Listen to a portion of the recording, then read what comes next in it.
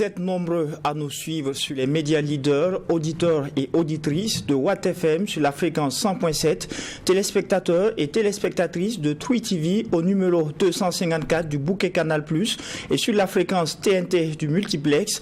Mesdames et messieurs, bonjour et bienvenue à la 3e convocation du tribunal de l'actualité. Vous le savez, c'est une tradition, comme à chaque audience. Je suis accompagné par les juges au siège. Doyen des juges Geoffroy Vaha, bonjour. Bonjour Président Kaboré, bonjour juge Bougouma, bonjour auditeurs et téléspectateurs. Oui, juge Vaha, bonjour. Président Kaboré, bonjour. Madame, Monsieur, bonjour. Pour cette 3e convocation du tribunal de l'actualité, 3 sujets ont été retenus pour vous. En première partie d'émission, il sera question de la situation nationale avec la sortie médiatique de la Confédération générale du travail du Burkina CGTB. En seconde partie d'émission, il sera question de la décision du gouvernement de disponibiliser gratuitement le test de diagnostic rapide de la dengue dans les centres de santé publique. Et enfin, en 3e partie d'émission, il sera question de la désignation du nouveau Premier ministre ivoirien. Voici donc pour le menu de cette 3e convocation. Et sur ce, je déclare ouverte cette présente session avec les avant-propos.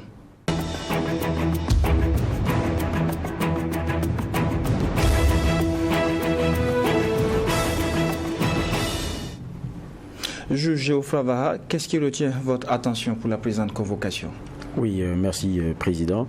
C'est le Tour du Faso. On sait que c'est très bientôt que cela va commencer. Le comité d'organisation a tenu un autre point de presse pour informer et on a une quinzaine d'équipes, nous dit-on, qui seront présentes. Dans la quinzaine d'équipes, il y en a 3 burkinabés et les autres, je pense, c'est sur le continent, à l'exception de la Belgique, qui seront présents. C'est très intéressant. Maintenant, on nous fait savoir aussi que, en tout cas, les équipes sportives et les entreprises françaises ont renoncé au Tour du Faso. C'est l'annonce qui a été faite. Et pour les entreprises, elles ont été citées. Je ne vais pas les citer ici. Et on nous rassure que l'absence de ces entreprises-là et des partenaires, en tout cas, ça n'aura pas une incidence majeure dans tous les cas, puisque des alternatives seront trouvées. Mais pour moi, ce n'est pas une surprise. C'est des éléments qui devraient être pris en compte pour moi depuis le début, parce que on sait par rapport au choix ce qui peut arriver. Et donc, pour moi, ce n'est pas des éléments sur lesquels on va planifier outre mesure. Et c'est espérer que ce tour-là se passe très bien, parce que pour moi aussi, c'est le message de la résilience que le Burkina donc donnera au monde à travers évidemment ces cohortes-là qu'on verra de cyclistes à travers le pays. Ils nous ont partagé déjà les circuits et tout, et puis l'innovation à Ouagadougou. Moi, je souhaite un très bon tour du Faso pour montrer que le Burkina est résilient. C'est pas que la guerre qui est notre actualité. On y vit et puis voilà, et on espère petit à petit reprendre du poil de la bête et puis bouter ces terroristes-là dehors. Mais on continue de vivre au Faso. Je pense que c'est le message qu'il faut donner à travers la tenue de ces rendez-vous-là qui sont de grands rendez-vous. D'accord. Alors, juge Bougouma, qu'est-ce qui retient votre attention pour la présente convocation ? Alors, ce qui retient notre attention, c'est le Sénégal, où après, il y a d'abord le juge qui avait dit ordonner de remettre le nom de Ousmane Sonko sur la liste électorale, et une autre décision qui a été rendue. On demande également de remettre les fiches de parrainage à M. Sonko, parce que ces fiches de parrainage étaient bloquées. Donc il y a une autre décision qui demande effectivement de remettre. C'est vrai que la procédure n'est pas encore terminée pour savoir ce que ça va être après les différents recours contre la décision de dire de le mettre sur la liste électorale. Mais ça vient également lui donner encore du courage, parce que ça permet, en tout cas sauf si la décision est attaquée et que ceux qui attaquent l'emportent, de pouvoir remettre les fiches de parrainage, parce qu'il faut des fiches pour remplir le parrainage. C'était bloqué, mais la justice a également ordonné de les lui remettre. Comme nous l'avions dit la dernière fois, l'essentiel c'est qu'effectivement le climat au Sénégal soit un climat de stabilité soit préservé pour maintenir la virginité du Sénégal, qui fait partie des pays en Afrique de l'Ouest, j'ajoute surtout francophones, qui n'ont pas connu de coup d'État. Et beaucoup ont contribué de par le passé. Et là, la dernière fois, on a frôlé, et en tout cas une déstabilisation du pouvoir, ce n'est pas arrivé, mais c'est de faire en sorte que la stabilité puisse être, comment on appelle ça, maintenu. Parce que quand vous rentrez dans l'instabilité, après vous entrez dans un cycle d'instabilité pour en ressortir. C'est très difficile et ça va demander de longues années pour le stabiliser encore. Donc, ce qu'on souhaite également, c'est que les uns et les autres entendent raison, mais aussi que la justice dise la justice pour qu'on puisse avancer. C'est ce que j'avais comme avant-propos. Interpeller les autorités de transition sur la gouvernance du pays, c'est l'objectif visé par la Confédération Générale du Travail du Burkina, CGTB. Ainsi, à travers sa rentrée syndicale, la CGTB a annoncé un meeting d'interpellation prévu pour le 31 octobre prochain. Cependant, des citoyens s'opposent fermement à une telle initiative de la CGTB. Ainsi, à travers des vidéos sur les réseaux sociaux, ils ont été on ne peut plus clairs, ils ne veulent pas de ce meeting. Juge Geoffroy Vaha, tout est parti de cette annonce de meeting par la CGTB. Tout n'est pas parti. La CGTB est dans son rôle. La Confédération Générale des Travailleurs du Burkina, ce n'est pas la première fois qu'ils annoncent qu'ils feront un meeting. Et puis, ça fait partie peut-être de leur mode d'expression. C'est ça aussi la réalité. Donc on va dire c'est une activité qui est inhérente à la structure elle-même. Donc c'est normal. Maintenant, il y a un contexte. Peut-être c'est là où il y a peut-être le problème qui est posé, où certains posent le débat de l'opportunité. Maintenant, à qui revient l'appréciation de l'opportunité? Si ce n'est peut-être celui qui exprime le besoin de s'exprimer. Voilà la réalité. Maintenant, ce qui est un peu dommage aujourd'hui, c'est plutôt vers quoi on est en train de glisser. Parce que on est tous burkinabés, on est là, on regarde un peu ce qui est en train de se passer, les messages qui sont en train d'être envoyés. On a un peu peur de la façon dont les choses peuvent tourner. Et donc, quand on regarde, on ne peut pas être insensible à ça, parce qu'il y a certains messages qui font peur. Et on se demande, mais est-ce qu'on n'est pas en train de basculer? Qu'est-ce qui est en train de nous arriver, burkinabé? C'est les questions qu'on est en train de se poser. Parce que quelqu'un a dit que non, il veut dénoncer certaines choses, bien il veut s'exprimer sur des éléments peut-être pour lesquels il pense qu'il y a beaucoup d'efforts encore à faire. Est-ce qu'il faut aller peut-être jusqu'à ça? C'est les questions qu'on se pose quand on regarde certaines réactions. Et certains disent aussi, mais est-ce que la CGTB, au regard de ce qui est en train de se passer, ne devrait pas reculer? Maintenant, qui décide à la fin? Et puis, est-ce que ce n'est pas un bras de fer qu'on peut s'éviter? Puis je me dis aussi, est-ce que c'est la politique de la pensée unique qui doit aussi être celle-là qui doit être promue, ou bien qui, pour nous, est la chose qui est la meilleure aujourd'hui, parce qu'on est dans un contexte de guerre? Je pense que quand les critiques sont objectives et qu'elles sont bien posées, ça ne devrait pas être un souci.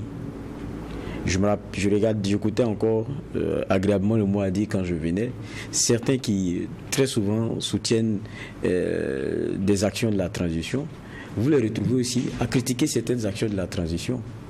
C'est un peu ça la réalité du burkinabé. Est-ce que la solution c'est le musellement? C'est de dire vous ne devez rien dire. Ou bien de vous laisser vous exprimer et puis regarder si peut-être votre sentiment là il est partagé par la plupart des burkinabés. Pour moi aussi c'est ça comment dire cela, tout ce questionnement que cela suscite aujourd'hui. Mais je ne pense pas qu'il y ait quelqu'un qui regarde les vidéos là et qui n'a pas peur pour notamment la date qui a été donnée par la CGTB pour se dire est-ce qu'on ne risque pas un genre de basculement. Et le problème c'est qu'on est arrivé à un stade où c'est à visage découvert que quelquefois des menaces sont faites, et ça veut dire que les gens n'ont plus peur aussi. Dans ce cas de figure, on se pose des questions. Si les gens à visage découvert disent là, on est à quel niveau aujourd'hui on est à quel niveau d'antagonisme au sein de notre société aujourd'hui? Est-ce qu'on est capable aujourd'hui en burkinabé de se battre sous la pluie pendant que la pluie est en train de nous battre? C'est beaucoup de questions que cela pose. Mais les menaces, c'est pas la solution. Et puis les menaces ne peuvent pas prospérer comme ça sans qu'il y ait celui qui a cela à charge d'interpeller, de ne rien dire. J'ai dit on peut faire le débat de l'opportunité de la sortie de la CGTB. Étant donné le contexte. C'est un débat qu'on peut faire. Ça, c'est clair. Est-ce que c'est opportun qu'il sorte aujourd'hui? Mais est-ce qu'on peut faire un débat sur les menaces? Il n'y a pas de débat. C'est à proscrit.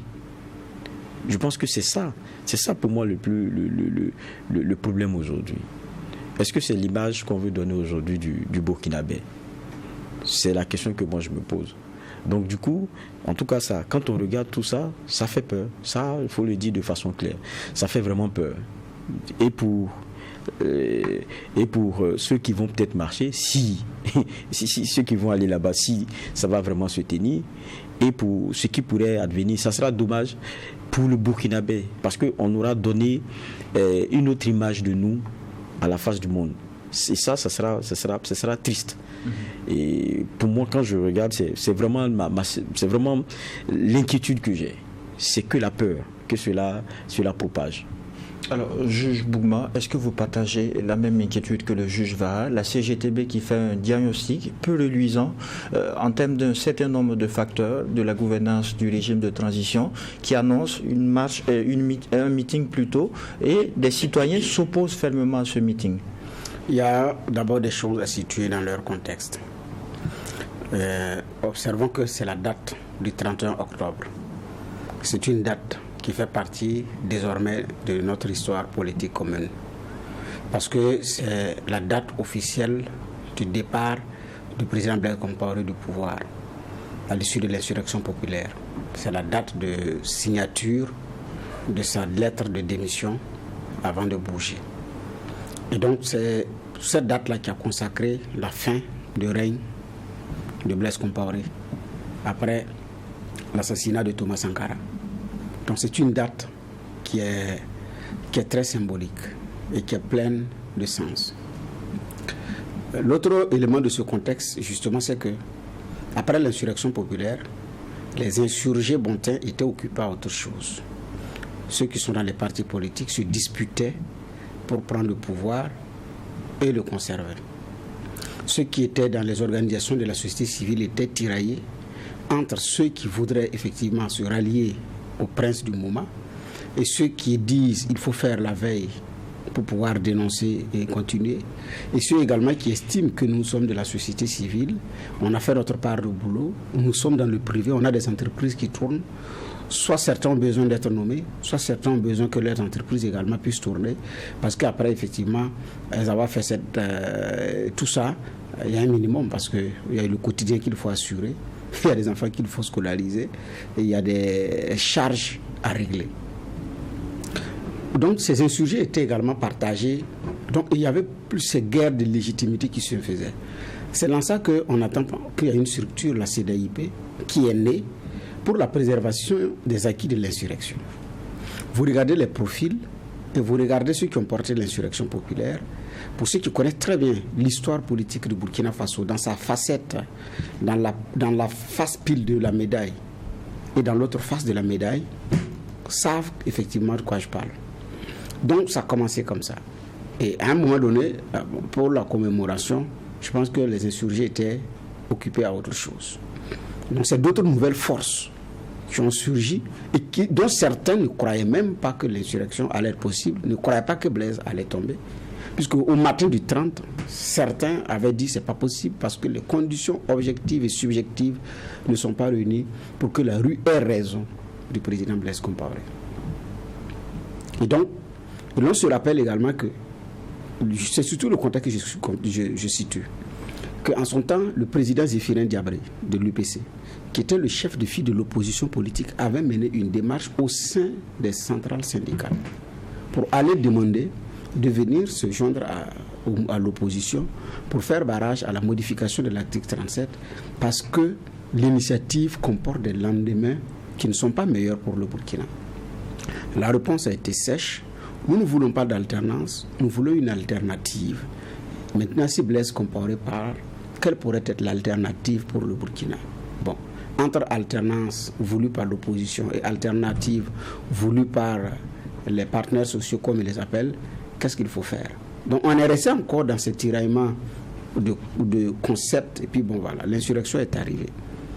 Et donc aujourd'hui, ce n'est plus la CEDAIP qui porte cette lutte, c'est devenu la CGTB qui porte cette lutte. Et quand vous regardez, vous observez bien au niveau de la conférence de presse, et vous voyez les visages et les profils et les convictions politiques et idéologiques, parce que c'est ça les forces en présence, vous pouvez également comprendre que non seulement on tient à marquer une date à travers une manifestation, mais en même temps on la joint à une dénonciation de la vie chère, de la malgouvernance, des problèmes sécuritaires et aussi la réduction des libertés. Exactement, de la réduction des libertés. Puisque l'insurrection populaire portait en elle-même également ses projets.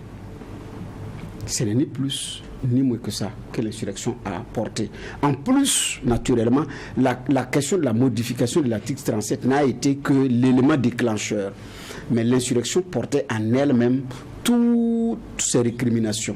C'est pourquoi elle était porteuse d'espoir d'un lendemain meilleur pour le Burkina.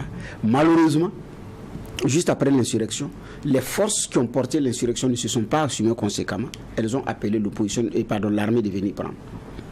L'armée a pris avec Zida, qui a coiffé au poteau d'ailleurs notre général, donc un lieutenant-colonel qui a fait coiffer au poteau en son temps un général de division, sous le nez la barbe de tous les Burkinabés, et puis on est passé à autre chose.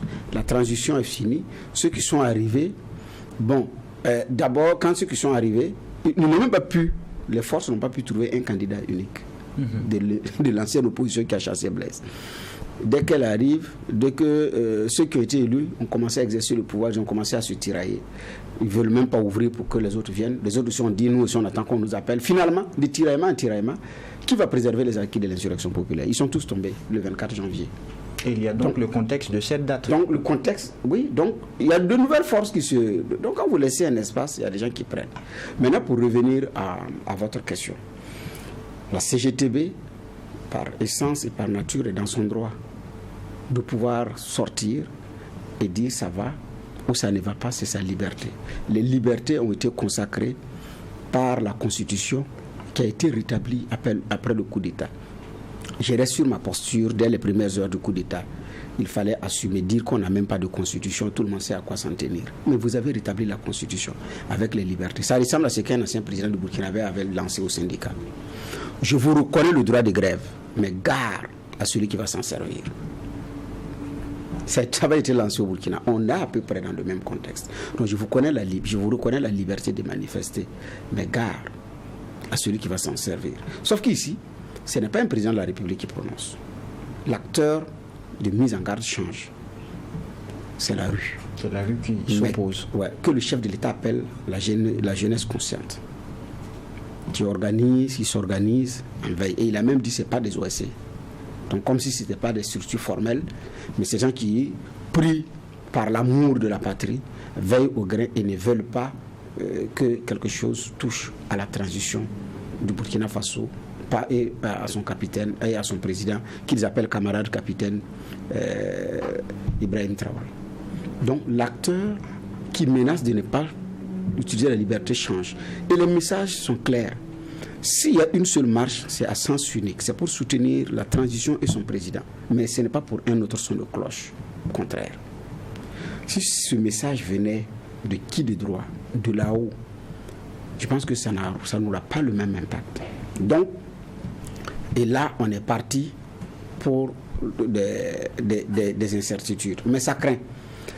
Il y en a qui disent que finalement c'est devenu du buzz, il y en a qui l'utilisent pour s'amuser, mais il y a d'autres, même si parmi ceux qui jouent avec les machettes, il y en a qui se blaguent, mais il y en a qui ne blaguent pas. Souvenons-nous que l'insurrection populaire a commencé comme ça. Les gens payaient des machettes, après, quelqu'un a dit si on brûle vos maisons, brûlez 10, et puis bon, la suite on la connaît. Ça commence comme ça, mais il suffit d'une étincelle et c'est hors limite. Et quand vous regardez certains, dans leur expression faciale, vous savez qu'ils ne sont pas en train de blaguer. Par rapport au contexte, cette même rue estime qu'il n'est pas du tout opportun en raison de l'offensive qui est lancée sur le plan sécuritaire et estime que la cohésion doit être de rigueur. Exactement. Puisque je suis parti du contexte d'avant pour arriver au contexte du moment. Donc, c'est pourquoi j'ai dit le contexte du moment. Il y a deux acteurs. Il y a l'acteur direct qui gère le pouvoir Mais il y a l'autre acteur qui fait la veille sur la rue.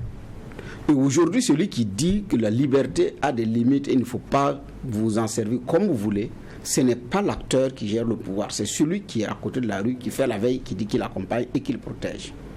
Donc l'acteur qui menace qui est pour la confiscation des libertés, c'est la rue. C'est ce que j'ai dit. Donc ça veut dire que ici, il y a deux forces parallèles qui semblent exercer un pouvoir en ce qui concerne le contrôle des libertés.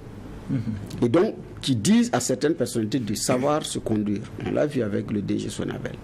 Qui disent aux médias, si vous recevez des invités qui ne vont pas aller dans le sens de soutenir la transition et son président, vous-même vous aurez affaire à nous. On n'aura même pas affaire à l'invité, c'est vous. Donc, j'ai dit bien, ici, il y a un pouvoir qui est là, mais il y a aussi des forces parallèles qui dictent également comment les choses doivent ou devraient être faites. C'est en ce moment qu'effectivement le contexte a changé. J'ai dit à un président, je pense que c'est le président Maurice Yaméo, qui a dit, je vous reconnais le droit de grève, mais gare à celui qui va s'en servir. Le droit de grève est reconnu, mais gare à celui qui va s'en servir. Ça semble rejoindre l'ancienne ministre de l'Éducation en Côte d'Ivoire, qui a dit ça au syndicat, qui avait dit au patron du syndicat ivoirien, je pense que c'est Kandia, non? Elle était à l'éducation. Ouais, qui était à l'éducation. Elle a dit au patron du syndicat des enseignants de Côte d'Ivoire que c'est sa dernière grève qu'il organise. Parce que s'il ne veut pas enseigner, il n'a qu'à quitter. Que s'il organise cette grève, ça va être la dernière.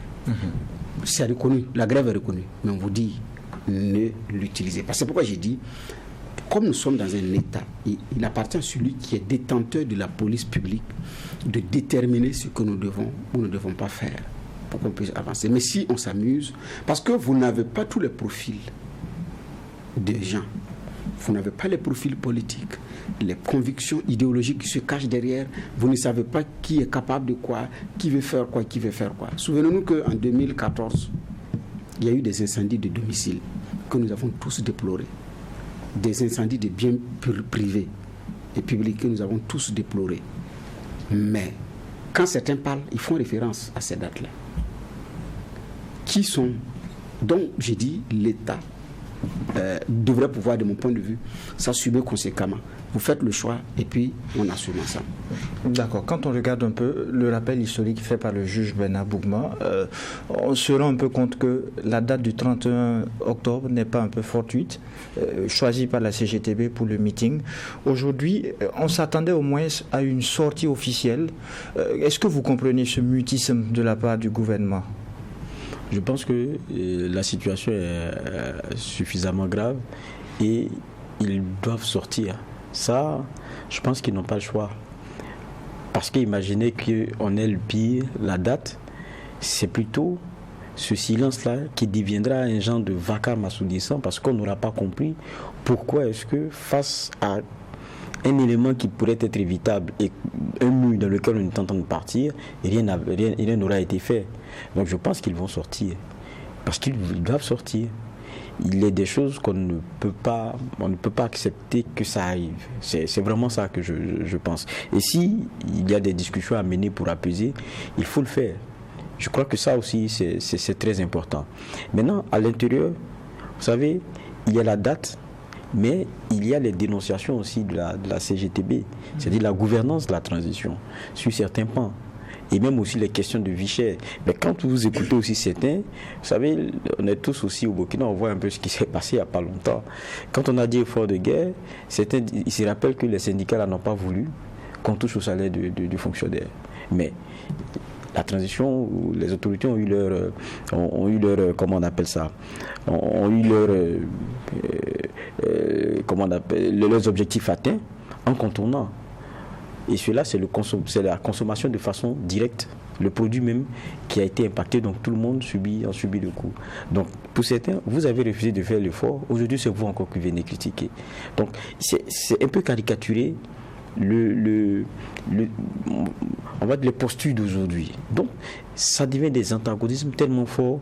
Mais je me demande, on est burkinabé, pourquoi on ne peut pas se parler? Et puis si ce qu'ils disent, ce n'est pas l'assentiment de la masse, ou ça n'a pas le partage de la masse, pourquoi interdire qu'ils parlent? Pourquoi interdire qu'ils parlent? ils auront fait ce qu'ils ont à faire. Si ce n'est pas partagé par la plupart des Burkinabés, ça passera et puis on continuera. Mais est-ce que pour ça, il faut aller à l'affrontement? Moi, c'est la question que je me pose aujourd'hui. Est-ce que pour ça, il faut aller à l'affrontement? Il faut laisser les menaces continuer de se faire, de s'exacerber. Est-ce que c'est le visage du Burkinabé là qu'on veut montrer aujourd'hui? C'est comme ça que nous, on se comporte. Je ne pense pas que ce soit... Ça ne rend même pas service aux ceux qui le font. Je ne pense pas que ça rende service même à la transition. Que de voir que ceux qui vous défendent, voilà comment ils fonctionnent, voilà leur approche vis-à-vis de certains problèmes. Peut-être aussi que c'est un message. Parce qu'ils trouvent que, voilà, à un moment donné, ces syndicats n'ont pas été au rendez-vous de la contribution. Mais ce n'est pas la bonne façon de procéder. Et moi, je le dis, quand je regarde certaines vidéos, moi j'ai peur. Et ça, j'espère en tout cas que les autorités très vite vont essayer de sortir pour calmer vraiment les choses. On comprend peut-être la colère de certains, mais si c'est un mode d'expression qui est reconnu au syndicat, que cela puisse se faire. Maintenant, le syndicat aussi va s'asseoir et regarder l'opportunité de sa sortie au regard de ce qui est en train de se passer. Parce qu'il y a des bras de fer des fois aussi. Il y a quelqu'un qui me disait qu'il y a des... Comment dire ça? Et quelquefois, il y a des matchs qu'il ne faut pas jouer quand vous savez la fin le score possible.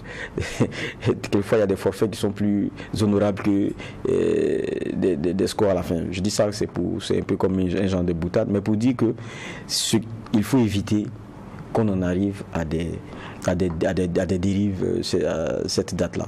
Et derrière, il y a le contenu de la critique que certains aussi ne veulent pas, parce qu'ils estiment que ce n'est pas le moment de critiquer la transition. J'ai dit, il y a des critiques qui sont objectives et qui permettent à celui-même qui est critiqué là, de s'améliorer. Maintenant, j'ai dit bien critique objective, pas jeter l'enfant et l'eau du bain. Non, c'est pas de ça qu'il s'agit. Donc il faut souvent accepter aussi cela. Et l'inquiétude est d'autant plus grande. Aujourd'hui, on se pose la question, est-ce à la rue de restreindre des libertés de citoyens qui veulent tenir un meeting? Le problème est à ce niveau également, parce que c'est à l'autorité de restreindre une quelconque liberté, d'interdire une quelconque manifestation, mais là c'est la rue qui décide de qui manifeste, qui ne manifeste pas. Oui, mais aujourd'hui, c'est ce que vous dites, la rue, c'est elle aussi qui dit, par exemple, au président, ne va pas ici. Parce que c'est une terre comme ça. Vous avez vu aussi les vidéos. Donc, je veux dire que c'est les avatars de quelque chose qu'on a laissé aussi faire. C'est les conséquences de quelque chose qu'on a laissé faire. J'ai dit, il y a une veille qu'il faut mener. Parce que c'est clair que la transition, quand on écoute souvent le président Ibrahim Traoré, il y a beaucoup de manœuvres derrière pour tenter de la déstabiliser. Ça, c'est un fait. Et le gouvernement s'en fait souvent même le porte-voix. Et on a vu les arrestations qu'il y a eu récemment et tout. Donc ça montre qu'il y a beaucoup de choses qui sont souvent fomentées pour déstabiliser cette transition-là. Donc on comprend un peu les craintes. Et on comprend la veille populaire qui est en train d'être organisée pour que cette transition-là aboutisse et qu'elle se passe assez bien. Maintenant, même cette mobilisation populaire, il faut savoir aussi la maîtriser. Parce que, comme dirait quelqu'un, il n'y a pas plus difficile à maîtriser qu'une foule. Ça, l'effet de foule, tout le monde connaît. Ce n'est pas la logique. On finit et puis après on dit, oula, mais ça a été déjà fait. Donc, il y a la veille, qui pour moi est normale, mais il y a des écarts qu'il ne faut pas. Et là-dessus, je pense que c'est les autorités elles-mêmes qui ont la solution. Si ce n'est pas permis à la CGTB de sortir, ça va se faire savoir. Maintenant, quand on laisse comme ça, et ça fait des jours que des vidéos ne font que circuler, je pense que ce n'est pas bon. D'accord. Alors, juge Bougma, on s'attendait à une réaction officielle. Est-ce que vous comprenez ce mutisme de la part du gouvernement? Bon, étant aussi un pays où les uns et les autres aiment mettre la forme, et aujourd'hui étant mercredi, peut-être qu'à l'issue du Conseil des ministres, on aurait une communication là-dessus, qu'elle soit orale ou je ne sais pas moi, peut-être. Je dis peut-être. Donc, c'est possible qu'on ait une sortie officielle aujourd'hui au Conseil des ministres mercredi, si le Conseil des ministres a lieu, parce que par moment il y a des reports. Donc, je me dis, en dehors de ça, parce que les faits de toute la journée d'hier, les vidéos ont vraiment puis ça fait le tour du Burkina. Vous regardez, c'est même pas seulement Ouagadougou. Il y a plusieurs autres localités qui sont entrées dans le jeu. Je dis que c'est des choses qu'il ne faut pas négliger. Parce qu'on a vu l'affaire Norbert Zongo. C'est des choses que beaucoup ont vécues. Et après, des éléments proches du pouvoir se sont organisés pour régler des comptes aux leaders de défense des droits humains dans plusieurs localités du Burkina. Ça a été également vécu au Burkina. Donc, en marge de l'insurrection populaire, l'on se rappelle des propos du regretté Assimi Goïta, qui pour beaucoup, ce sont des propos qui ont mis le feu aux poudres. Mais non, monsieur savait de quoi il parlait. Il avait certainement des informations que d'autres s'organisent, et s'il y a lieu de s'en prendre ou bien priver de certains barons d'alors. Et quand il dit s'il vous brûle une maison brûlée, ça veut dire organisez-vous également pour une éventuelle riposte. Donc il savait aussi de quoi il parlait. Malheureusement, c'est arrivé. Et c'est pourquoi j'ai dit ça également, il ne faut pas prendre ça à la légère. Il y a des choses qu'il faut conjurer au Burkina. Ceux qui sont dans le domaine des spirituels aussi disent quoi, exorciser, oui c'est le terme. Mais la violence en politique, les meurtres en politique, le feu en politique, il faut que ces choses, soient conjurées au niveau du Burkina. Parce que quand le feu et la machette s'invitent dans le débat politique, dans l'espace public, ça ne sent pas bon et ce n'est pas un bon signe. Personne ne peut aller acheter une machette, il ne va pas au champ avec, c'est pas pour sa dépense personnelle, mais c'est en vue d'utiliser pour.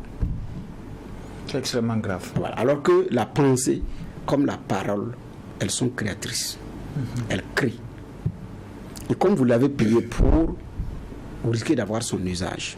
C'est pourquoi j'ai dit, faisons très attention, parce que nous ne savons pas d'où peut venir l'étincelle qui va mettre même le feu aux poudres. Ça peut ne même pas être la marche de la CGTB. Ça peut ne pas être ça. La marche peut se tenir sans problème, tout comme elle peut ne pas se tenir. Ou peut se tenir dans la violence qui peut même être circonscrite.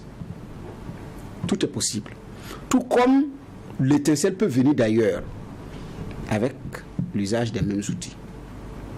C'est pourquoi j'ai dit, je pense que nous sommes arrivés dans un contexte où il nous faut nous parler. Le silence de celles qu'on appelle les légitimités morales, c'est-à-dire les personnalités morales, qui ont travaillé d'ailleurs à comprendre à Damiba que c'est bon de lâcher prise, et au capitaine que c'est bon également de faire des concessions à Damiba, avait vu juste. Mais le silence, de mon point de vue aujourd'hui, dans notre contexte actuel, il est assourdissant. Il n'y a pas quelqu'un de mieux renseigné et de plus informé que ces gens-là. Et donc, dans le contexte actuel, je pense que c'est mieux qu'on se parle. Mais, ça craint. Est-ce que la CGTB ira jusqu'au bout? Est-ce que... Mais le silence du gouvernement, j'ai dit, bon, comme on est en conseil des ministres, on attendra. Mais la menace, puisqu'elle est de plusieurs ordres. Donc, il y a des instructions qui sont même données, et des injonctions qui sont données au chef de l'État. Donc, dans la gestion de la liberté et même dans le choix des partenaires et autres. Donc ça va même jusque-là. Vous voyez que même la question du voyage de l'Arabie Saoudite est mise sur la table. Alors, comment est-ce que le gouvernement peut jongler comme ça avec ses soutiens et comment les ménager? Je pense que ce n'est pas aussi simple que ça. Nous sommes dans une situation qui est quand même complexe, dont on n'a pas idée. L'insécurité a fait que le Burkinabé n'est plus normal. Il y a des choses qu'on banalise du fait de l'insécurité, alors que ce n'est pas normal. Enfin, on ne se rend même pas compte qu'on est dans une situation qui n'est pas normale. On pense qu'on est dans une situation qui est normale. C'est pourquoi, au début, il fallait que l'autorité assume son coup d'État. Sankara a géré, il n'a pas eu besoin de constitution. D'autres ont géré, ils n'ont pas eu besoin de constitution. Je n'ai pas dit que le rétablissement de la constitution n'est pas une bonne chose. Mais si vous l'établissez, il faut aller jusqu'au bout. À défaut, on fait comme on appelle ça, on induit une gestion à défaut et puis on passe à autre chose. Et on est tous unanimes que nous n'avons qu'une seule patrie, le Burkina Faso, le pays des hommes intègres. Et nous passons au deuxième sujet retenu pour cette audience du tribunal de l'actualité. Face à l'augmentation anormale des cas de dengue au Burkina Faso, eh bien, le gouvernement de la transition a décidé de mettre gratuitement à la disposition des formations sanitaires publiques des tests de diagnostic rapide de la dengue dengue pour la prise en charge des cas. Juge Vaha, comment avez-vous apprécié une telle décision? Oui, bon, ça ne peut être que à saluer, parce que vous n'avez qu'à faire un tour dans les hôpitaux, là, vous verrez, les gens sont nombreux, et la question du test, la dengue, ça, quand vous sentez un petit mal ou vous l'assimilez à du un paludisme, c'est sûr que quand vous partez à l'hôpital, vous commencez à expliquer un peu vos symptômes. Pour mieux vous traiter, on vous dit directement d'aller faire le test de la dengue. Je pense qu'il y a souvent 3 tests, MSF, goutte épaisse et le test de la dengue. Quand vous regardez, ça revient quand même assez cher. Ce n'est pas accessible pour tout le monde. Et vous partez par exemple dans des cliniques, là vous verrez que ça a aussi autour de 10 000, 8 000 le seul test. Et c'est pas accessible. C'est vraiment pas accessible. Et le problème avec la maladie, c'est que il faut seulement traiter les symptômes pour que vous reveniez en bonne santé.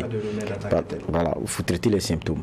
Et le problème, c'est que les symptômes sont tellement ressemblants à celui du paludisme que si vous vous amusez aussi à traiter un palud, il y a des traitements médicamenteux qui ne vont pas avec et qui vont très rapidement vous rendre encore plus malade avec tous les dommages qu'on connaît et tout. Et on connaît nos plateaux ici au Burkina. Si vous parlez d'appareils respiratoires et tout, il n'y en a pas de masse.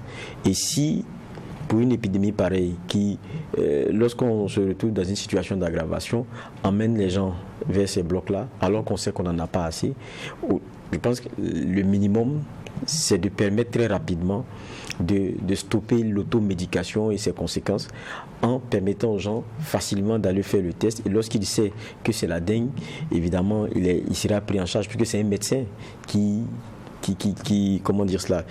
vous autorise à aller faire le test. C'est bien écrit même dans le communiqué. Donc ça veut dire que derrière, quand après on sait que c'est la dengue, vous savez concrètement, en termes de conseils, ce qu'on vous donnera de faire, parce que c'est les symptômes que vous allez aller traiter. Si ce n'est pas la dengue, vous pourrez traiter peut-être votre paludisme, parce que ça aura été vraiment chose, comment on appelle ça, clairement définie.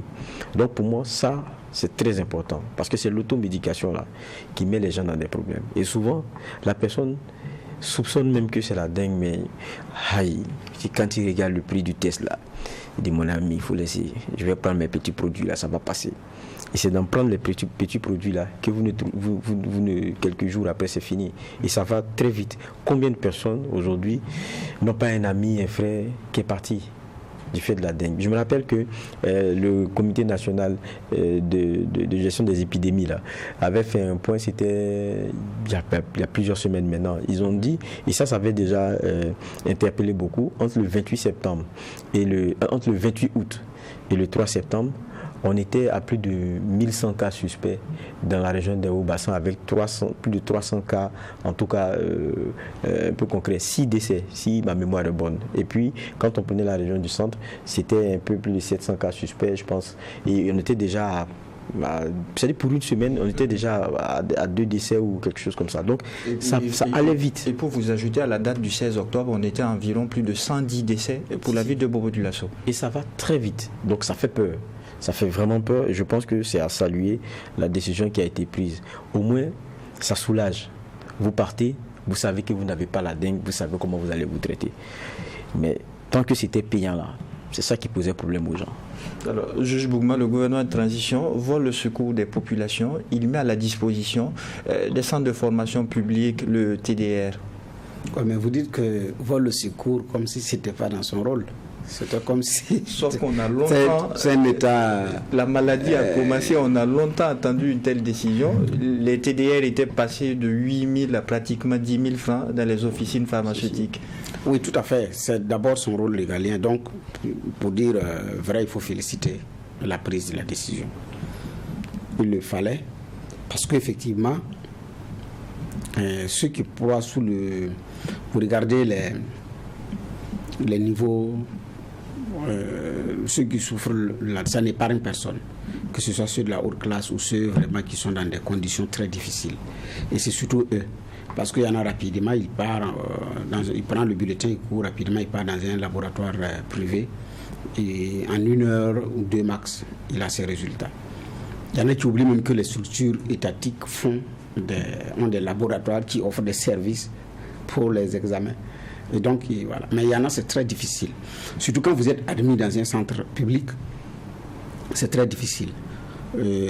Avec le contexte de la rentrée des classes, et surtout dans un contexte de vie, de coût de la vie élevé, c'est difficile pour beaucoup de ménages. C'est pourquoi les gens même sont dans l'automédication.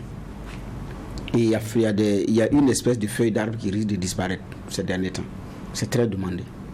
Les gens sont dans cette automédication parce que c'est difficile de se faire soigner convenablement. Donc c'est facile aussi d'aller arracher les feuilles d'un arbre, presser et puis passer à autre chose. Ça coûte rien. Parfois vous parlez de demander non, allez, meilleure santé. Bon, voilà. Donc c'est pas de gaieté de cœur pour beaucoup. Mais maintenant, pour revenir au sujet, j'espère tout simplement qu'on a assez de réactifs. C'est tout.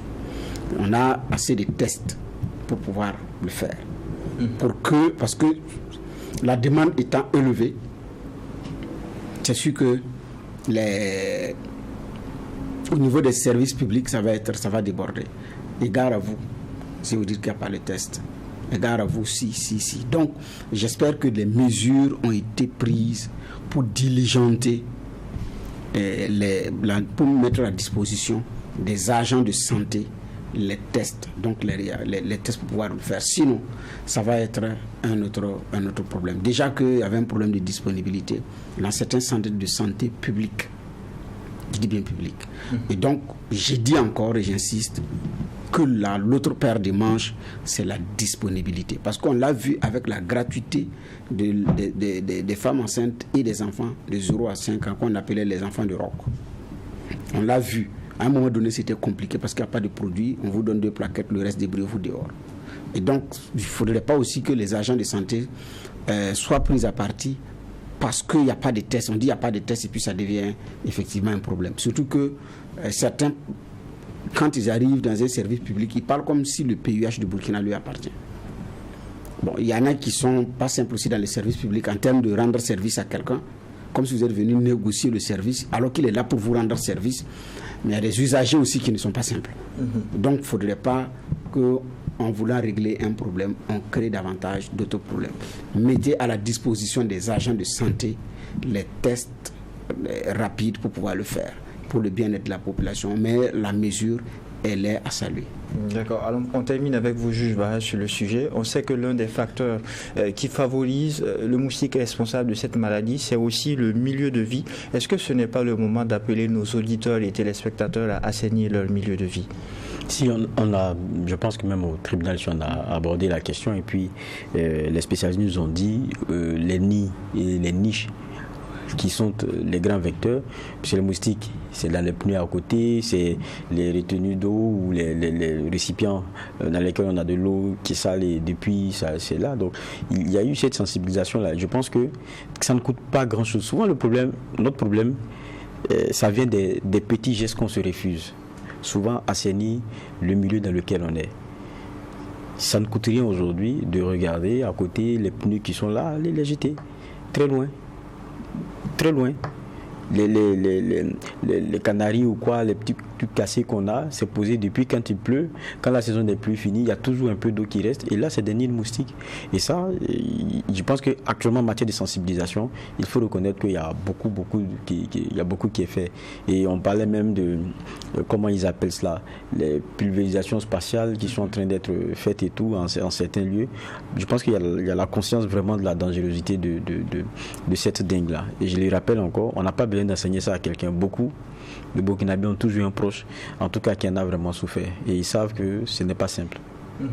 Et on termine encore avec vous, avec le dernier sujet retenu pour cette audience du tribunal. À la surprise générale, le président Alassane Dramane Ouattara a désigné Robert Begré-Mambé au poste de Premier ministre. Quelle est votre appréciation? Bon, Begré-Mambé, que dit, c'est un fidèle parmi les fidèles à Ouattara. Et quand vous regardez, c'est peut-être aussi la reconnaissance pour lui rester aussi fidèle malgré toutes les turpitudes.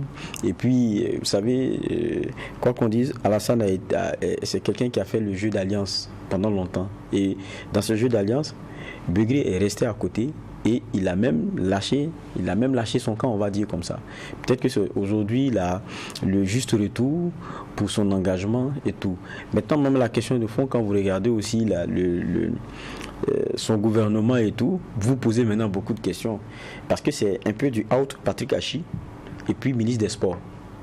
Parce que Begré Mambé revient en tant que Premier ministre, mais il occupe aussi le portefeuille sport. Parce qu'il n'y a pas un ministre des Sports qui a été nommé. Je pense que c'est Daou, non, qui a été out. Donc lui, c'est sûr qu'il paie pour la mauvaise publicité d'un stade, un stade à forte capacité de retenue d'eau. Et donc là, il a payé pour ça. Maintenant, est-ce que même le Premier ministre aussi, par ricochet, l'ancien Patrick Achi, ça c'est une question qu'on pourrait se poser, mais en même temps aussi, c'est peut-être des choix. On a 2 ans d'une élection, on a une CAN qui va se jouer très bientôt et c'est sûr que pour Alassane Ouattara, c'est un moment de marketing aussi politique. Il veut mettre la barre assez haut et montrer que la Côte d'Ivoire est une bonne terre d'accueil. Et quand le portefeuille du sport échoue en même temps au Premier ministre, on comprend en tout cas, pas seulement le sérieux, mais toute l'importance qu'il accorde à ce rendez-vous-là. Est-ce que son choix a été une surprise pour vous? Oui, ça a été une grande surprise. Personne, en tout cas, ne pouvait dire que non, lui voyait Begré Mambé nommé Premier ministre. Et ça aussi, c'est la force de Alassane Ouattara, de savoir sortir toujours dans sa veste là, quelque chose comme ça. Et vous regardez aussi le frère du président inamovible à la défense. Donc, quand vous venez, vous savez. Donc, d'une certaine façon, c'est une grosse surprise d'y voir Begré Mambé. Alors, juge Bougma, Alassane Dramane Ouattara, fin stratège politique, surprise générale, Begré Mambé qui est désigné Premier ministre. Aussitôt nommé, on a un gouvernement qui n'a pas vraiment changé. Qui n'a vraiment pas changé. Qu'est-ce que vous en pensez? Oui, tout à fait.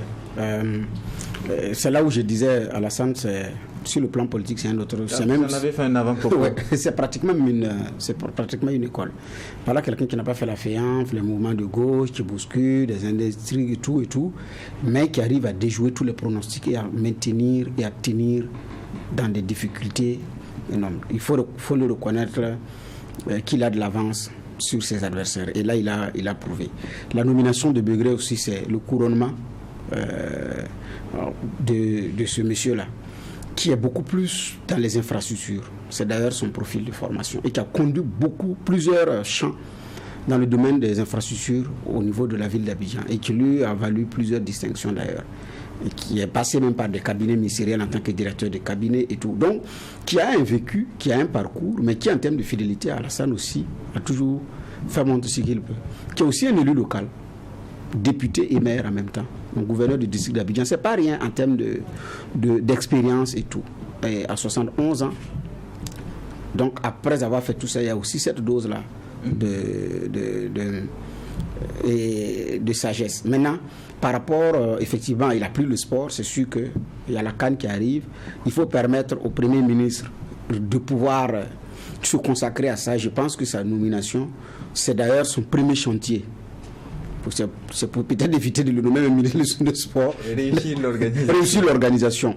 Et comme Alassane veut tout contrôler, qui mieux que son Premier ministre, avec qui il parle régulièrement, chantier et projet, pour conduire cela, je me dis.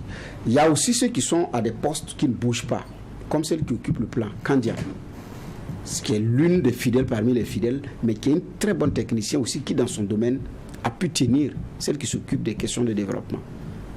Donc, qui a été de tout le gouvernement depuis que Alassane est arrivé, et jusque-là, elle est là.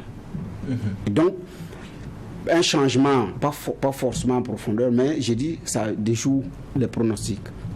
Mais aujourd'hui, quand on regarde aussi, pour les questions de réconciliation dont on disait que c'est sa faiblesse, apparemment, il n'en a plus besoin. Il n'en a plus besoin. Kakabe a fini sa mission. Et puis bon, c'est pour réconcilier qui est qui encore maintenant. Donc, il estime qu'il a, pour ces questions de réconciliation, certainement, il faut passer à comment on appelle ça, à autre chose. Donc, est-ce que vous avez été surpris? Surpris par quoi? Par rapport au choix. Par rapport au choix de Begré Mamé. Oui, ça surprend tout le monde, ça, oui. C'est pas l'homme dont on va venir, parce que c'est pas aussi l'un des affidés, c'est-à-dire ceux qui sont dans le hard du discours politique au RHDP. C'est pas le premier visage qu'on voit en termes de sortir devant les médias, en termes de prendre la parole. Et puis c'est pas l'homme dont on va venir les ambitions.